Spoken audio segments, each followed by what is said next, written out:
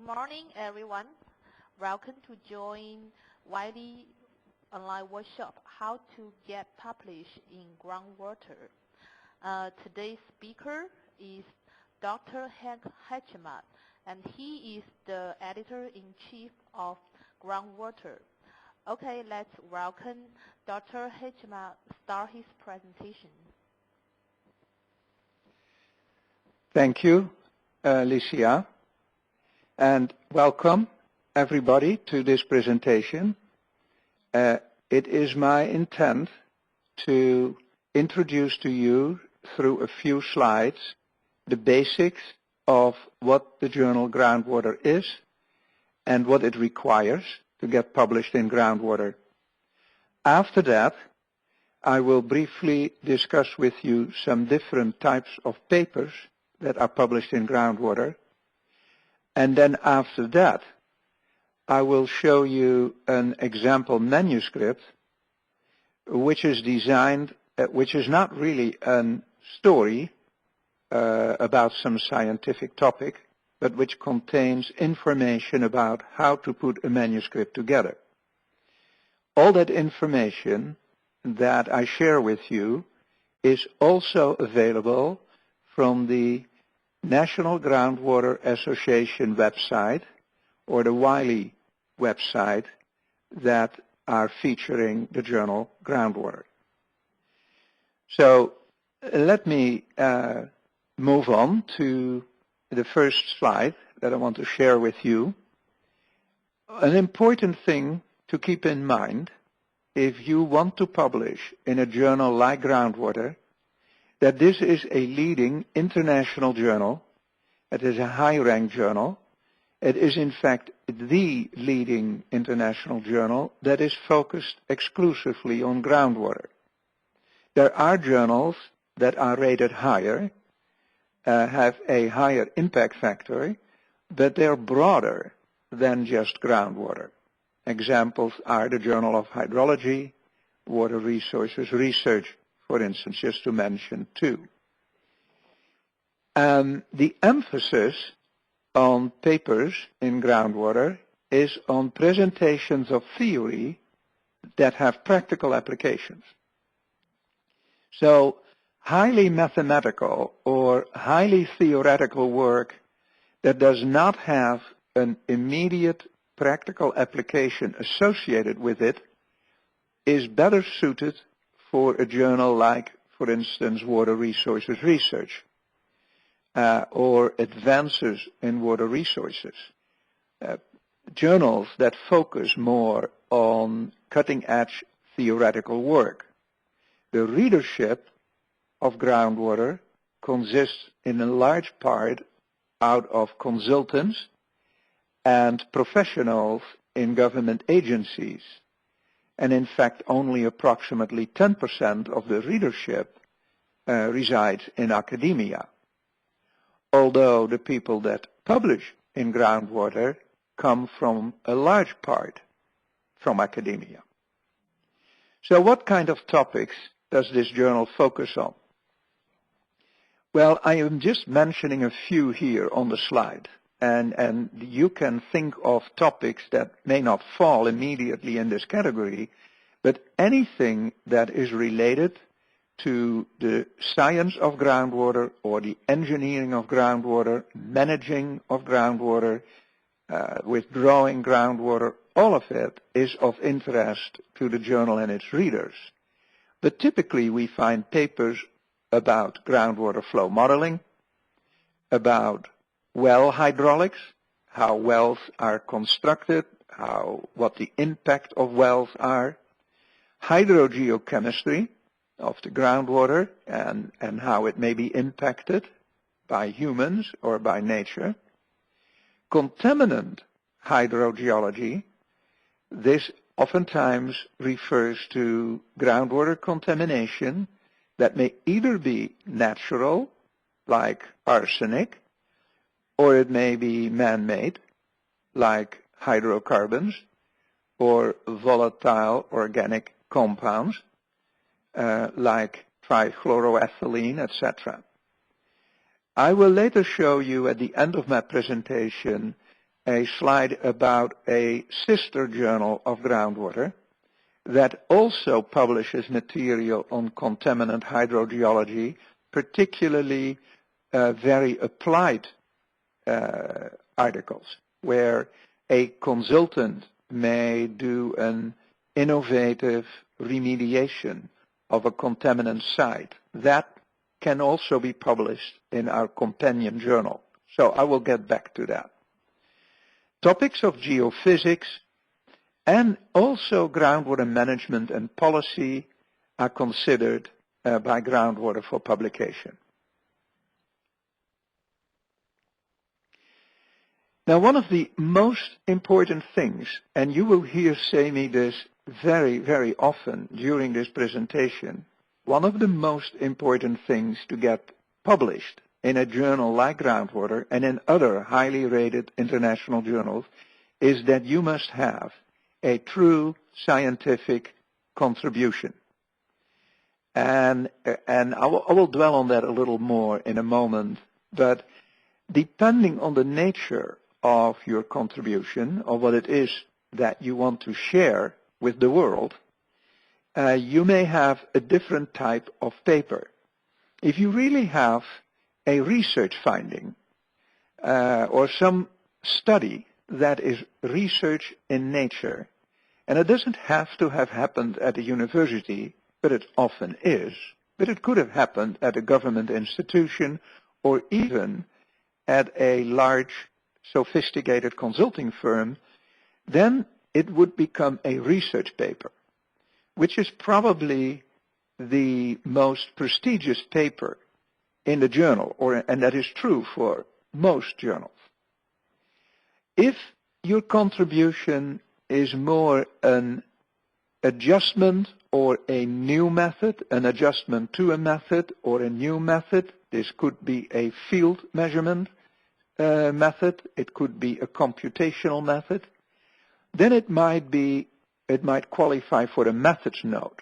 A methods note is usually a much shorter paper, something in the order of 4 pages, in which you quickly share an interesting innovation on methodology with the readers. And this is happening a lot, if you have case studies, so you have done a project, you have measured groundwater elevations, or you have measured groundwater quality data in a watershed or in some other domain, and you have worked with that in the context of water management or some other application, some other topic, then your contribution might qualify as what we call a case study paper. So a case study paper does not really involve necessarily new research, but it must be innovative. There must be something in that case study that goes beyond the interest of the region in which the case study occurs. So if the case study would be of great value for management of resources in a particular province, then it is not necessarily a good paper for an international journal where the readers want to learn something from that case study that is applicable elsewhere. And as an author of a case study, you must bring that concept, you must bring that message of how the case study may be used elsewhere into the case study itself. So case studies, while not being research, still require innovation or, as I said at the beginning, a contribution. Another paper type that is usually done on invitation. So it is usually done by the editor inviting an author, is a review paper. It reviews a topic in going through the literature and essentially analyzing what has been done on that topic over time and what the state of the art is, and it analyzes that topic by drawing essentially new conclusions or outlining a new direction in which research might take. Now, review papers can also be offered. Simply, you may contact me as an editor and say, I am actually interested in writing, or I have already written part of a review paper on this or that topic. Are you interested? And then I might discuss that with you, and if we agree that it would be of value to the Journal of Groundwater, then we would pursue it as well. Because a review paper deals with reviewing a lot of other papers, so there are very many references, and it analyzes various aspects of a topic, it is generally longer than a research paper. And a research paper and a case study are usually around 10 pages or less, and a review paper can be a few pages longer than that. Sometimes you may have a perspective on something in the field of groundwater that is unique. You have experience in a particular area, you have an opinion on how things could be done better, or at least different under certain circumstances, and that may lead to what we call an issue paper. An issue paper is the only paper in which it is legitimate to voice an opinion that may be rather personal and does not have to follow logically from a body of research. So if you have a research paper, a personal opinion is usually not appreciated. You want to show research results and draw logical conclusions from research. In an opinion paper, an issue paper, you are a little bit more free to share an opinion. Finally, there are classes of papers like a technical commentary. If you have discovered that there is really something wrong in people's perception of a certain technology,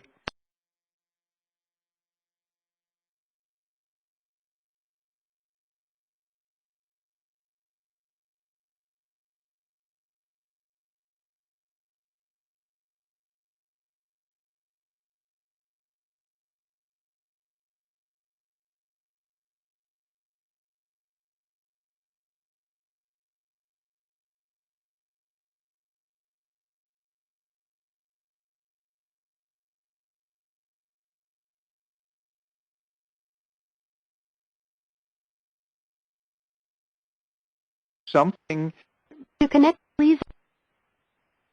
You will now in the world, but something that is of interest to all readers all over the world, then your paper is probably not a good fit for an international journal. It would still be of value to a local journal. So what kind of a contribution do you think of, or should you think of?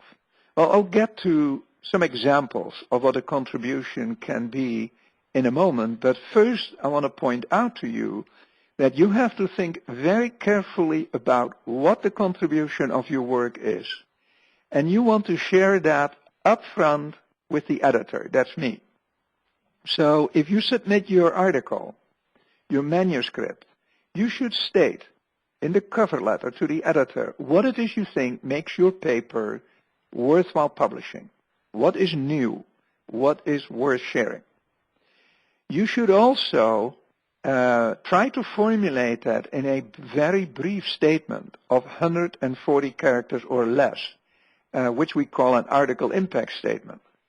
And during the submission process, you are asked to write that article impact statement, and you're also asked to put that in your manuscript. We'll get to that. Then it is a good idea to clearly bring out the contribution in 3 other locations. That is the abstract, the introduction, and the conclusions. Now keep in mind that if I get a manuscript submitted by somebody anywhere over the world, then I will look at the cover letter, the impact statement, and the abstract as a very minimum to judge whether or not that paper is a good fit for groundwater and should be handed to an executive editor for review. I may also look into the introduction or the conclusions, so it is good to repeat your contribution there as well. But also the reader of your paper needs to be made crisply aware, very aware of what it is that you have to contribute, and that is why it needs to be in these various places.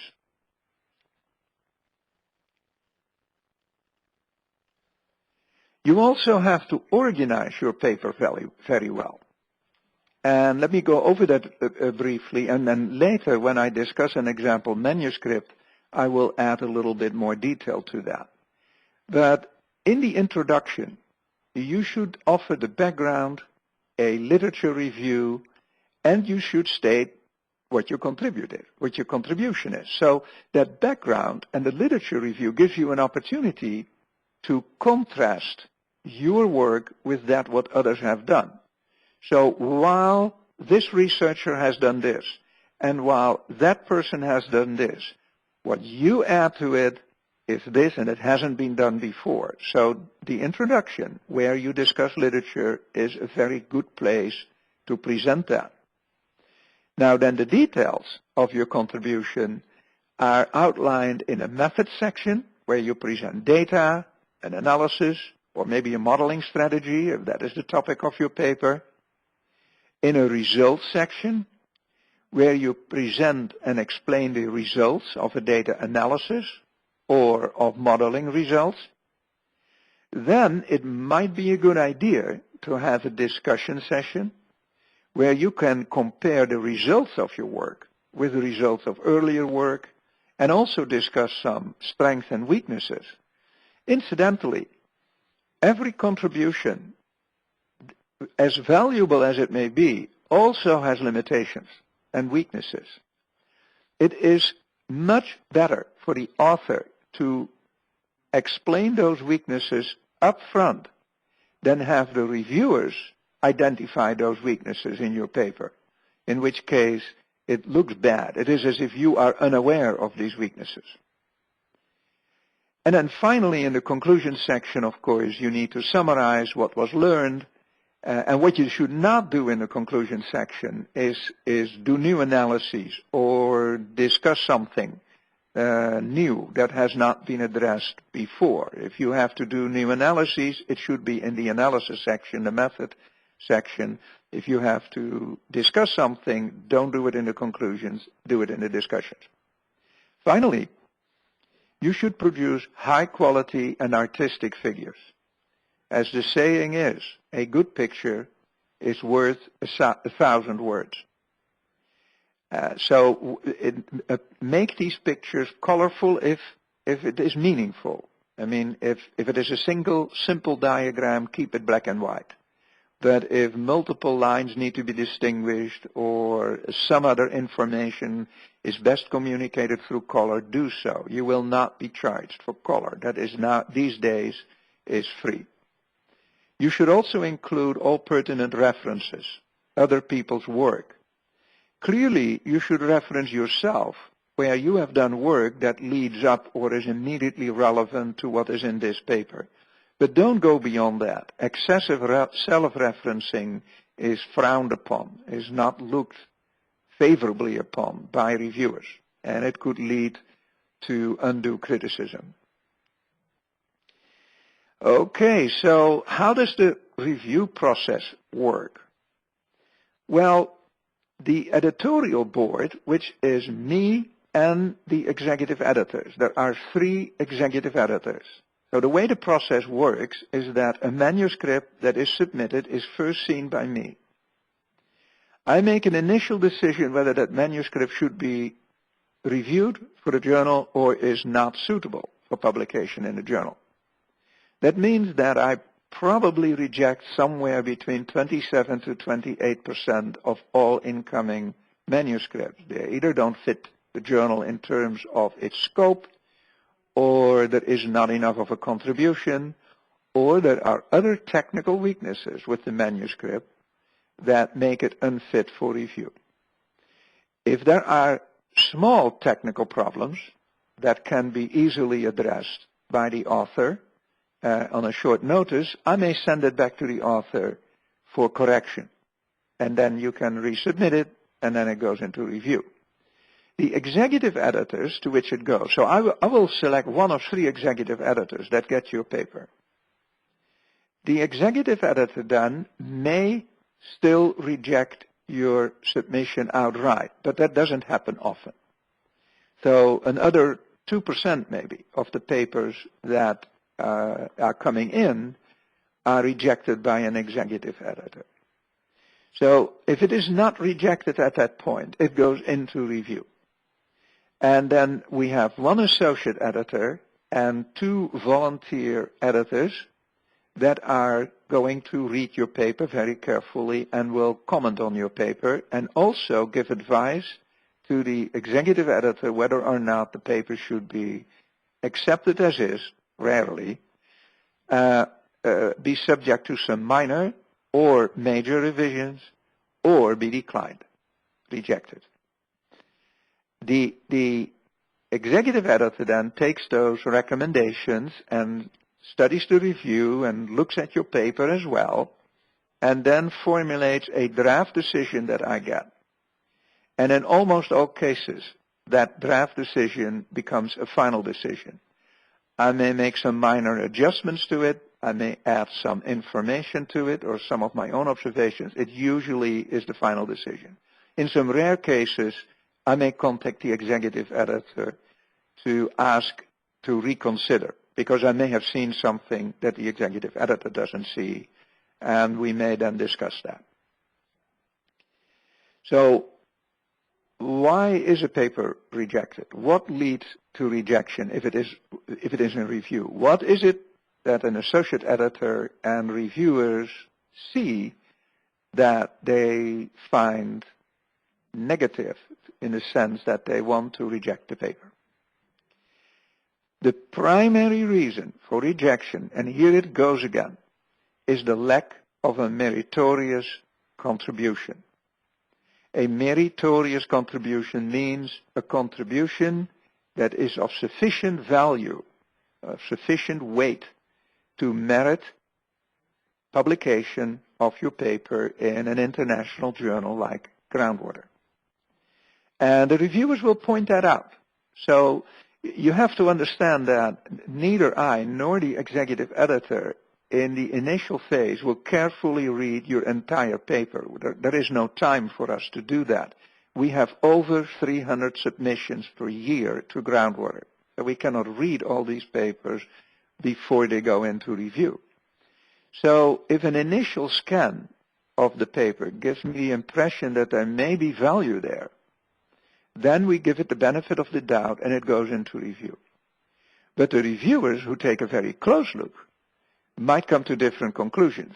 And it is possible that one reviewer finds the paper reasonable and suggests it be published, but 2 other reviewers that look at your paper may disagree and say that the paper is lacking on these and these points.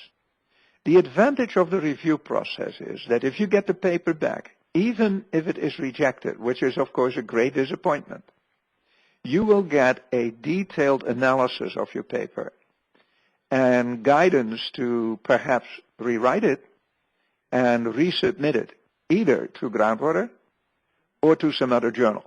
So the process is not wasted on your end. It's different for us. So we lose a paper on which we have spent time, but we do so because we will also be able to publish papers that are of value in that manner. It is also possible that the contribution itself looks promising, but the contents is technically flawed.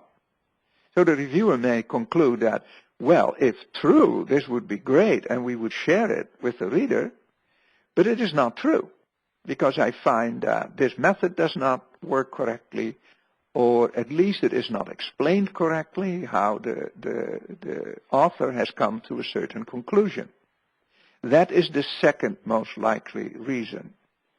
The third reason, poor organization of the manuscript, is in and by itself rarely a reason for rejection. but it can be so poorly organized and in combination with 4, poor use of English, that it obscures the contribution in your paper, meaning the reviewer cannot understand what you are saying and what you try to communicate to the reader, misinterprets your paper, reads something else than you meant to write, and then says, well, I think that's a bad paper, and rejects it, while if you had written it correctly, in correct English, and if you had organized it correctly, the reviewer may have come to a different conclusion. So that's why I'm writing here that, and let me put a pointer on here. So that's why I'm writing here that poor organization and poor use of English leads to rejection, but it does not do it by itself, because we could ask you to improve on it in a revision, but it might obscure this. It might seem as if the contents is flawed. It might seem as if there is no meritorious contribution. So this is an important slide. It is important for you to understand that 30% does not make it into review, and that another 30% of the submissions are rejected during the review process. That means that about 40% of the manuscripts are being published. And quite frankly, the number of manuscripts we are receiving is increasing annually. I have received more manuscripts in 2014 than the previous editor in 2013, and the rate at which manuscripts are coming in 2015 is higher than the rate at which they're coming in 2014, so it's possible that in the end of the year we have even a new increase in the total rate of submissions. And that would probably mean that the 30% and 30% here of rejection might become larger percentages, and that the percentage of papers that will ultimately be published might actually become less. The way you have to think about this is that you are competing with other people submitting papers. So while you may think your paper is nice and great and has something important to say, it may actually have something to say, and it may even be fairly important, but it needs to compete for place in a journal with other authors who also think they have written a nice paper, and they have also something important to say. So, the fact that your manuscript gets rejected does not automatically mean you have written a bad paper or you have nothing to say. It simply means you kind of lost out in the competition for space in a space-limited, page-limited journal. So now I want to get back to what precisely is a meritorious contribution. That's actually something that's very difficult to explain, because there can be so many aspects to what makes a contribution in a paper meritorious, worthwhile publishing, and I cannot possibly cover all of those possibilities. But the essential thought here is that it must be something that is not already done or known.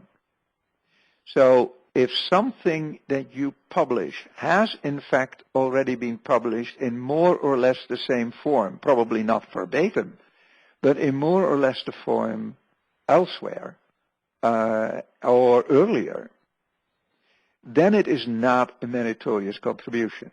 It would be repetitive. And having 3 reviewers looking at your paper, all 3 reviewers are selected based on their knowledge in the field, makes it quite likely that at least one of the reviewers is aware of similar work done somewhere else. So if your work is not completely original, even though you yourself might not be aware of it, so you might not intentionally submit something that is not new, but if it is not new, as it appears not new, then of course it will be rejected on those grounds. It would not be a contribution.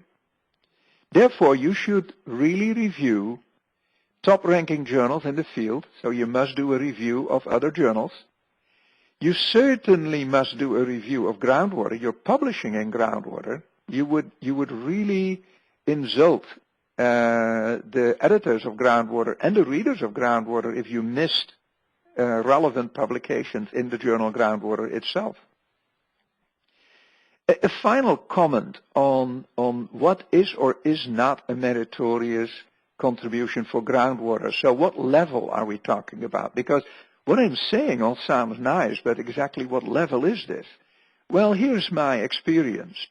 A research project that forms a very good quality master thesis is rarely of sufficient value for an international audience to be a paper in Groundwater.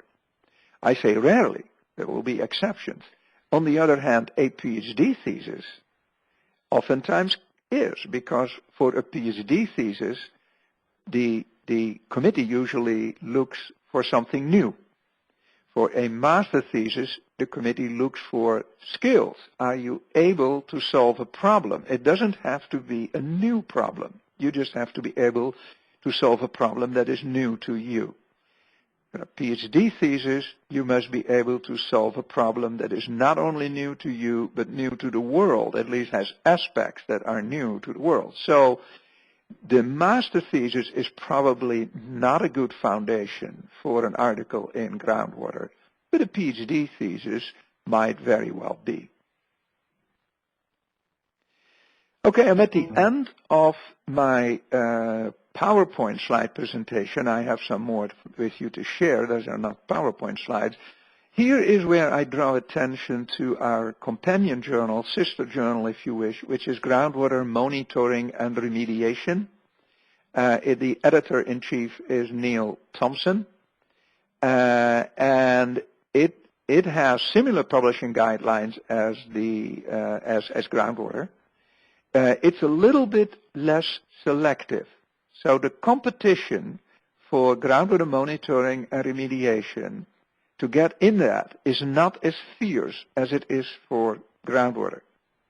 So if you have a nice practical application, a practical study on contaminant transport, on groundwater remediation, groundwater monitoring and remediation, this journal might be easier to publish in than submitting it to Groundwater.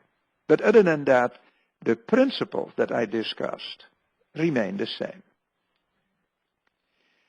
Okay, so what I want to do now, I went over this overview, if you wish. I want to bring up that, first of all, I want to bring up a document that you can find online and information that you can find in the back of the journal that discusses the various types of papers. So I'm going to load that document. Stay with me for a moment. Here it is. Okay. Okay, so what you're looking at, and perhaps I need to increase its size a little bit to make it easier for you to read, is a document that describes the various papers that are published in Groundwater. Now, I'm not going to spend a whole lot of time on this because if you have something to contribute to Groundwater, if you want to submit something, it's much easier for you to look in the back of the journal or to go online to the NGWA or Wiley website and find this particular document and then look at it at your leisure. But here is a discussion on how a research paper should be constructed. And what I want to draw your attention to is that we are limiting these research papers in principle. Oh, I'm erasing something here. Oh, well. We are limiting these papers to 10 published pages. 10 published pages would be around 950 words on a page if there's nothing other on the page than words. But if you have figures or a title page that takes more space or references that take up a little bit more space, then there are fewer words on a page.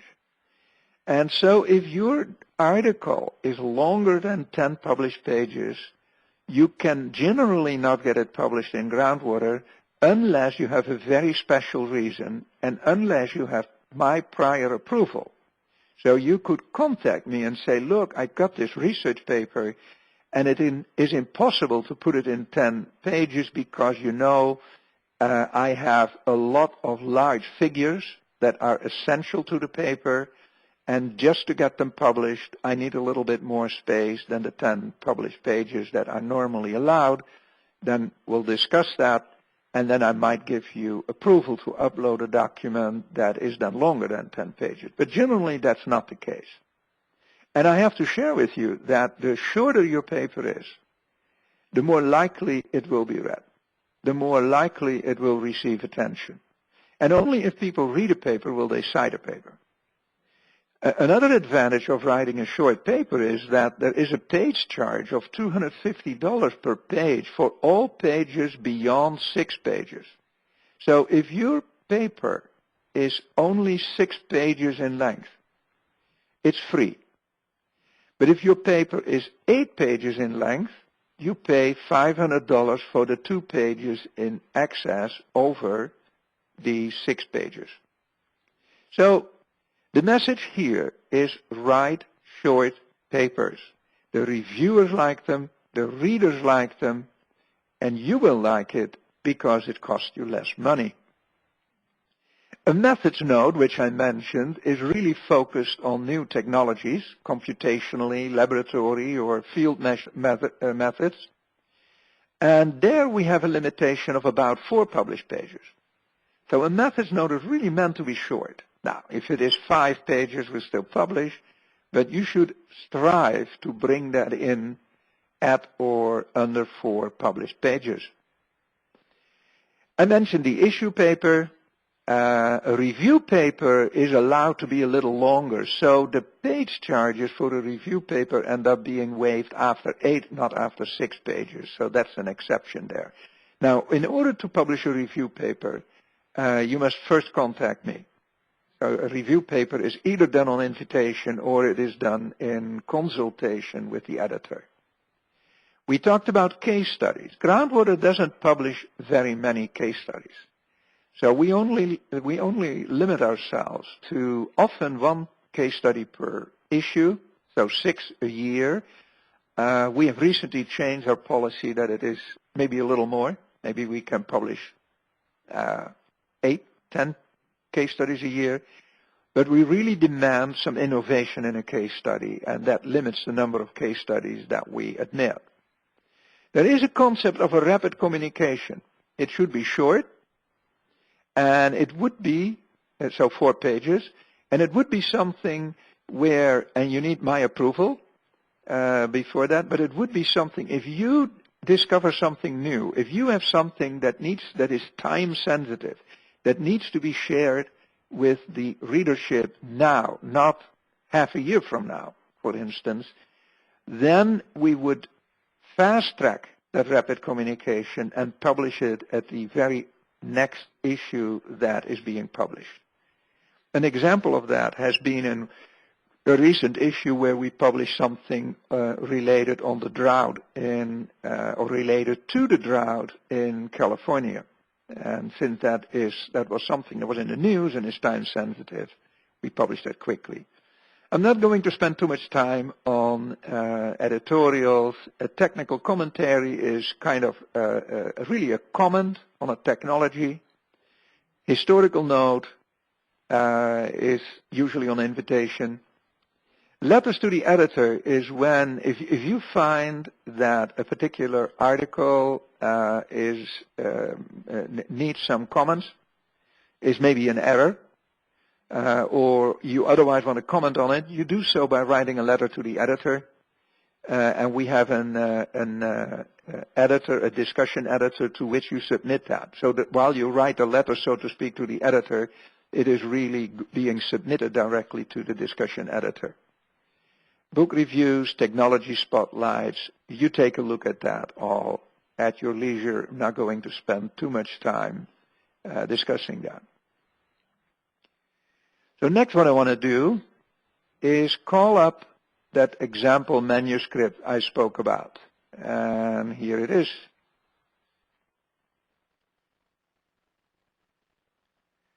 Yeah, that's okay. Okay, let me explain to you what this document does. This document is found on the online submission system. So if you submit a manuscript to, or want to submit a manuscript to Groundwater, there are author guidelines that you can open. These author guidelines are also accessible from the web outside of the submission system, the manuscript submission system. If you go to author guidelines, then there will be a link to an example manuscript, and this is what is coming up. And this document does two different things. It shows you how a manuscript should look when it is being submitted to Groundwater for review. It also discusses what should be in it. That is, how it should be structured, what you should think of.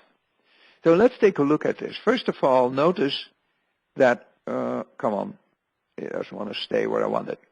Notice that, where's my pointer? Here. The document is going with me. Notice there is the word research paper at the top. So the type of paper you submit, you would want to write at the top.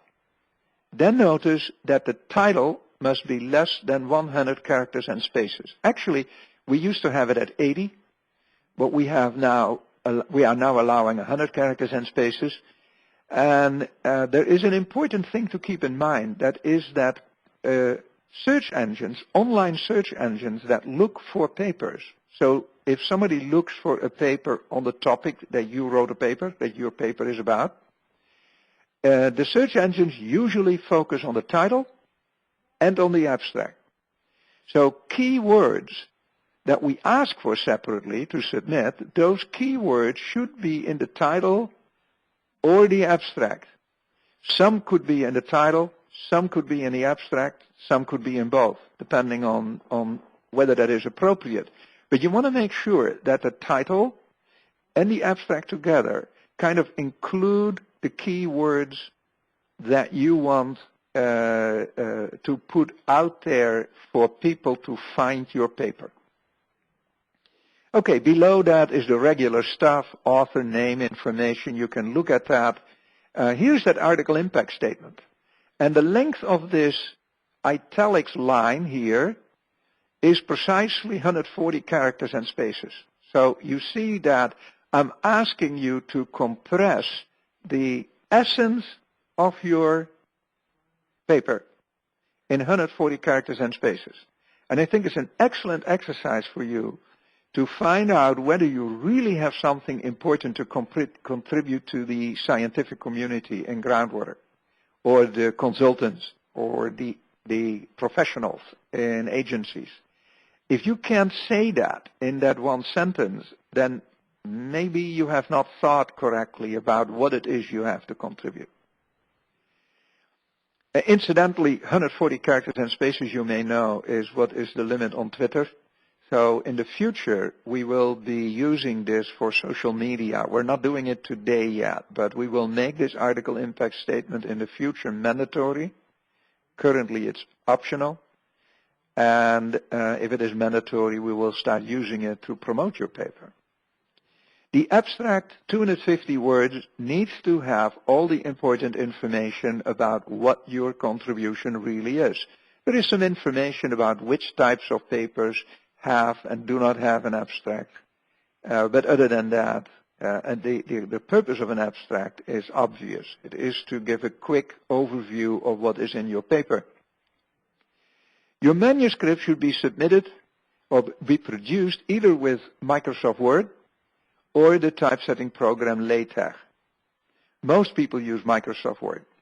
If you use another word processor, it must be able to write Microsoft Word .doc or .docx files. And it must write them correctly. So you need to check that the equations come out correctly, for instance, if your journal contains a lot of math. Beyond that, it has all kinds of formatting information. Do not forget to double space your manuscript like this is, and number them consecutively across pages. So if I scroll from 34, I'm going here to 35. Reviewers want that, so they can refer to a particular location in your paper. Some difficulties moving this back and forth. There goes. It must be original. You cannot, this is a capital sin, you cannot submit your manuscript to more than one journal at the same time. That's considered a very bad thing to do.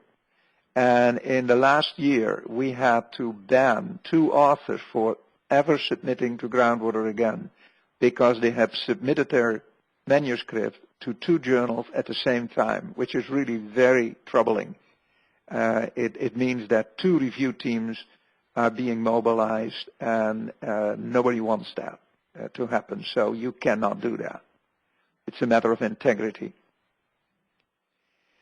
Then it discusses the kind of things that you should think of if you write a paper, what goes into the introduction, and it explains it here. I already mentioned that the introduction has a literature overview.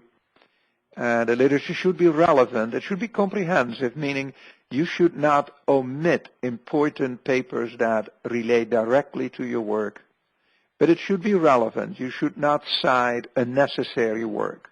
Do not cite all kinds of textbooks and papers that only tangentially relate to what you publish. That is not necessary, and that is distracting. Excessive self-referencing, so referencing your own papers beyond what is relevant to your work, is seen as poor form, and the reviewers will definitely react to that negatively. Here are some examples of how you are to do citations in a text. What you do in a research method is being discussed here. There's here a little story again about the length of the manuscript that is important. I must tell you that most manuscripts that I need to send back to an author, even though I feel it may have some merit to be published in Groundwater, is either for the triviality of double spacing or adding line numbers, or because the article is much too long. And that's painful, because if you have worked hard to put a paper together and it is, say, 1.5 times to twice too long, it's not going to be reviewed. You will get it back. And then you would have to sit down and cut that manuscript down to something below 10 pages. It's much better to design your manuscript in that way than to be forced to do that, apart from the disappointment. There is nothing harder, I have found, for authors to do than to make their manuscript concise, short. You always have a tendency, authors always have a tendency, me included, to put too much information in an article. Information that has something to do with what you write about, but it is not essential to the story. And we, as authors, so often forget that it distracts the reader and it makes your work more difficult to understand. Incidentally, I point out here that if you have 8,000 words and some figures and tables, you will exceed 10 published pages. You definitely will. My experience now over the last half year is that if you really want to have this below 10 pages, you probably should think of 6,000 words and then some figures and 2 tables or so. So, and the 6,000 words is everything: title, author names and addresses, references, everything. Tables, the table should be in a text, all those words. And if they add up to more than 6,000, you are getting close to the limit. Analysis section. Here is some guidance about tables.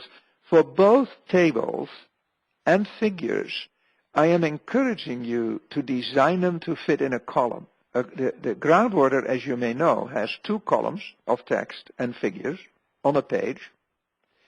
And each column is 8.2 centimeters wide. It's about 3.5 inches. And if you can fit your table or your figure in that column, that saves space. And that means that you are not as quickly exceeding the allowable 10 pages. It also means that you are not as easily exceeding the 6 pages that are free. So it pays, literally, to make figures concise so that they fit in a column. Sometimes it's a matter of putting images above each other instead of next to each other. But you also need to take a look at the size of the column and design the legend of your figure in such a manner that it fits. So, very important thing to look at these guidelines about tables or to look at the guidelines about figures. Same thing for figures. Make them so they fit within a column if you can. Sometimes that can be done. Some tables, some figures simply are such that they must occupy the full width of the page. Well, fine, that's okay. Then that's what you do, and then it will take the space it deserves, it needs to have. Figures can best be produced as .tif, .tif, or .eps figures. But we will accept PNG, GIF, JPEG, PDF, and PostScript files as well. What is important that your figure is at least 300 dots per inch resolution or higher, preferably higher. And you need to make sure that you label them, have a scale bar, and a north arrow if you have maps. Units, we prefer you use SI units or metric units. Many of our authors come from the United States, and they do work where the data is in customary English units. Many journals force you to convert that. We do not. We allow you, for instance, to write the hydraulic conductivity K is 30 feet per day, but then we ask you or require that between parentheses you convert that to metric. So you see here 30 feet per day is 9.144 meters per day. So that the international reader who is only used to metric can understand what 30 feet per day really means. Now, you do not have to put these things in figures. So if your figures would have feet per day or feet and so forth, or gallons even, that's not desirable. We hope you don't. But if that's the data you have and if that's what you work with, in the figures and the tables, you do not have to put the metric or SI units behind it. But in the text, you are asked to do that. Well, here's a discussion session. Not all papers warrant a discussion session, but it's often a good idea. It's also a place where you can highlight your contribution because you can say, look, we found this and other people have found that before us. We have really made progress. We have really done something new, or we have a new insight here, and that would come out in the discussion. Then don't forget to summarize that, repeat that in the conclusions. You may call that a summary, or you may call it conclusions, depending on what it is that you really are doing there, but you should definitely reiterate your findings. Do not, at this point, add new ideas or add new discussions. So if you have new ideas, or if you have ideas or discussions that have not yet been taken place, either ask yourself, are they necessary? If not, don't show them at all, or bring them to the proper sections. It is good form to recognize reviewers. Some reviewers identify themselves by name. Others remain anonymous. They do not reveal their name. You could write something. This is just an example. The authors would like, let me put this arrow there. The authors would like to thank Michael McBride and 2 anonymous reviewers for their insightful comments, which greatly improved his manuscript. That's an example statement that you oftentimes see in an acknowledgement. Okay, here's a section I want to say a few things about. Wiley allows you to accompany your paper with additional materials, additional figures, tables, maybe additional analyses or text, additional examples of modeling, whatever it is that you feel is interesting to the interested reader, but it is not essential to the story. So in order to keep your paper concise, to keep it as short as possible, you want to divert that information. You do not want to put it in the paper, but you put it online. This supporting information goes online. Where's my arrow? It goes online, online supporting information. It can, as I said, be all kinds of things. So for instance, this section under the title Supporting Information might look like additional supporting information might be found in the online version of this article, and then there is a table, and then there are two figures, and then at the end it says a little disclaimer about putting Wiley out of trouble, so to speak, as well as the journal. Actually, you have to keep in mind that all the information you put in supplemental information online is not being reviewed. So you're solely responsible for its accuracy. It's also possible that you have appendices to your paper that are not essential to the paper, but kind of add additional information. And so they wouldn't be just tables and figures, but now we have a little story that may have figures and tables in it. And you could also offer that by writing under the heading under the heading supporting information. You might write additional supporting information may be found in the online version of this article. And then here it is, Appendix A, Appendix B, and you do a little explanation and the disclaimer again. Okay, so it's actually a great opportunity to keep your paper short, so satisfy the length requirements in the journal, and yet for the truly interested reader, have that interesting information that you do not want to publish online, that you do not want to publish in the journal, or are not allowed to publish in a journal because it would make your article too big, to still share that. And it's at no expense. We ask you to make that in a single document, so we tell you how to organize that document, but it is not reviewed, and so you're responsible for the integrity of it. Incidentally, some people have a video or a PowerPoint slideshow to add to their paper, and that can be uploaded as well as supplemental information. You should then reference it in your paper. It may be that you have an appendix that is essential to the paper. So for instance, you have a mathematical development in your paper, but instead of showing all the steps in the text, where it may be a distraction, you say, based on this equation, we derived this equation, and then you go and use that equation. So you go there at once. But that's not satisfying to the reader, because the reader cannot see how you get there. And then you might put that detail in an appendix, but that's essential to the paper. So in order to judge the validity of your work in the paper, those steps need to be there. And then you don't put that in online information, but you put it in an appendix in the paper itself. And that would come at the end of the paper here, in this place. Okay, and then we're at the end, where the references occur.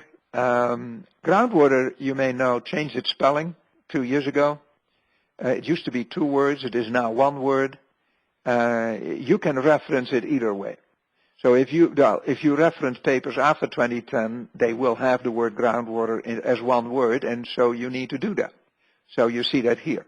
A paper in 2014 is referenced as where is my arrow? A paper in 2014 is referenced as groundwater.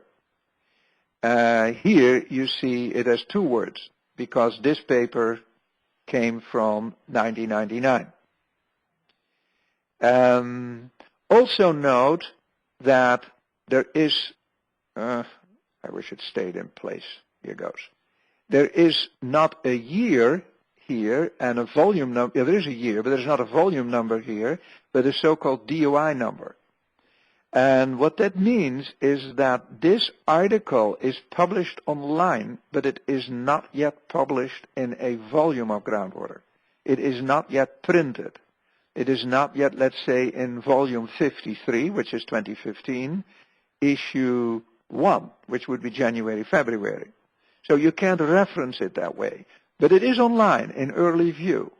And that means it is fully published, and it can be cited, and it should be cited if you would write an article and this particular publication will be relevant to that. And then you use the DOI number to cite it. So you also write a DOI number in your paper if you are referencing such an article. Okay, we have been busy for an hour, I think, and I wonder if there are any questions at this time that I'd be willing to answer.